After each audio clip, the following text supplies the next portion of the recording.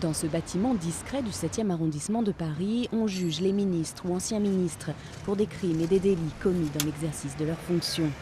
La Cour de justice de la République est un tribunal d'exception.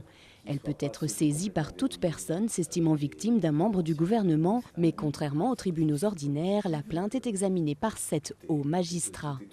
Le jugement, lui, est rendu par 3 juges de la Cour de cassation, 6 députés et 6 sénateurs. De l'aveu même du président de la Cour, le risque de partialité existe. Très souvent, les juges de sénateurs ou députés connaissent très bien les ministres qui passent en jugement. Donc, ils ont beaucoup de mal à s'abstraire et à juger en toute objectivité. Sur plus de 1000 plaintes enregistrées en 18 ans, 37 ont été transférées à la commission d'instruction, comme celle concernant Éric Woerth, l'ancien ministre du Budget, au sujet de la vente de l'hippodrome de Compiègne. Seuls 6 ministres ont jusqu'ici été jugés. C'est le cas notamment de Laurent Fabius, relaxé dans l'affaire du sang contaminé, ou de Charles Pasqua, condamné pour détournement de fonds.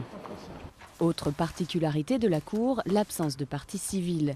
Lorsque le parquet ne soutient pas l'accusation, elle s'effondre d'elle-même. Mais pour l'avocat général, il n'y a pas de risque de politisation du judiciaire.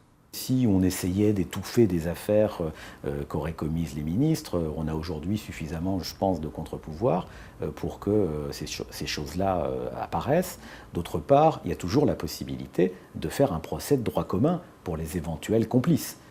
Insuffisant, estime le professeur de droit Guy Carcassonne. Il aimerait que la France soit moins timorée face à ces hommes politiques, à l'image de ses voisins anglo-saxons qui traduisent leurs ministres devant les tribunaux ordinaires. Il serait tout à fait imaginable d'avoir une procédure d'aiguillage en quelque sorte entre soit la responsabilité politique, soit la responsabilité pénale. Si c'est la responsabilité pénale, les tribunaux de droit commun, mais si c'est la responsabilité politique, obligation pour le Parlement d'en débattre. Malgré ses limites, il n'est pas question pour l'instant d'abandonner la CJR. Ces arrêts peuvent en revanche toujours faire l'objet d'un pourvoi en cassation.